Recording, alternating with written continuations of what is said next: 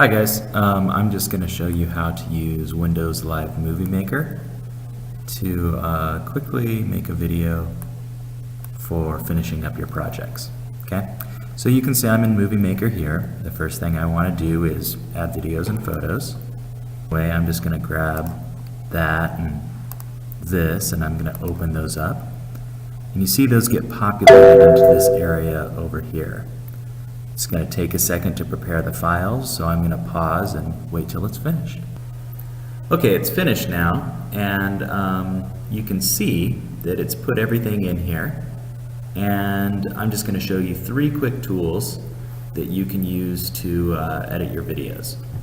First thing you need to know is you see how the cursor changes here whenever I go over this line.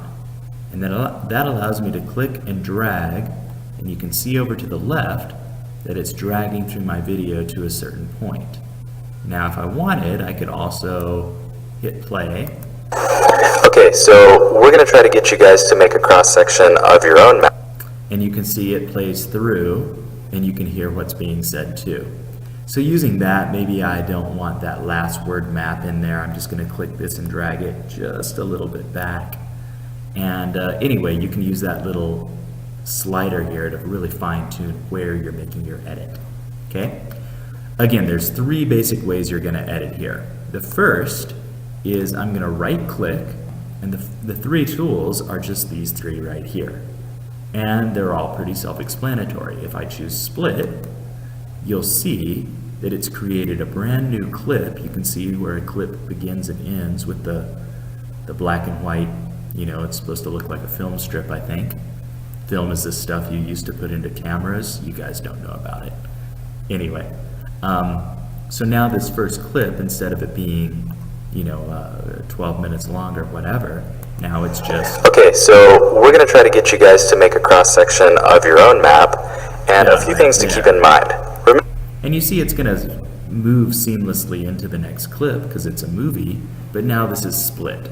So now that it's split, any changes I make to this, for example, I could just go in and remove it, and it's no longer part of it. You will have noticed if you run it back, or here, let's hit Control Z, that the total movie time was 23:21:60, and when I remove it, it goes down to that. So I removed about 4 seconds. Okay? So that's one way I can edit, is just to get rid of stuff I don't want, and that's remove after I use the split tool. Also, so let's go over here, and I'm going to use the split tool again. So now this is its own clip, and maybe I've decided that this last 3 seconds or something isn't very good. Well, I could split it and remove it, or I could just right click and say set endpoint, and now that last 3 seconds will have gone away. And again, you notice that the time here has changed by about that much. Anyway, likewise, I can go here, right click, and I can say set start point, and it edits out or trims the first part of that video. Okay, so in that fashion, you can really make whatever you want get added in or go away. A couple other tools that you might use are under the home screen, if you're not there already, and that's title and caption. And a title you can put anywhere. In fact, you see that it put it in between these 2 clips. So if you have a reason to put some text in here and it's just going to be a blank screen with whatever you type, okay, that's one way you can do that there. Again, I can click and drag this. It's Windows, so you can always click and drag things wherever you want them to be. And when I hit play, you'll see that comes up as the title now. Okay? And again, if I wanted to put that somewhere else, I could do that. Your own map, and a few things. So you could, you could put it in between parts or something. You can do something similar by adding a photo in if you wanted to, make a title on something else and save it as a photo. I could add a photo, and oh yeah, let's put in this one of me with a mustache. And now that's going to be right there as part of my video. Pretty exciting stuff, I know. Yeah, let's get rid of that.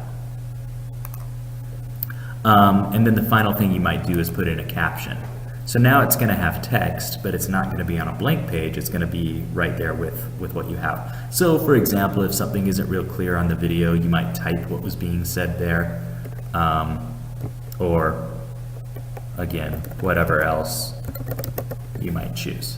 Do be mindful that the only font color you can have here is white, so it's not going to show up on a white background very well. A way you might get around this is by going to edit text, just in case you're not, and that'll give you your cursor here again.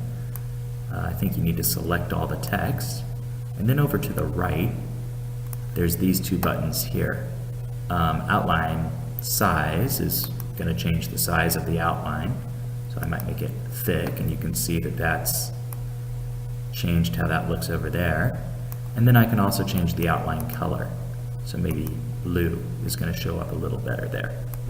Okay, and that's about the only way. I don't understand why, but it's about the only way you can actually change the color of the font here. Okay, last thing you want to do is somehow get me the file. This is back under the home screen, and YouTube, SkyDrive, Vimeo, Flickr, any of those things will work if you have an account. YouTube might be the easiest to make an account for if you have any sort of Google or Gmail account already, like for Google Earth, then you already have that, and that will work. You can save it as a file and just give it to me, but to be honest, I would prefer one of these other 4 methods, so try to get one of those to work for you. Okay, good luck with this, and hope this helps.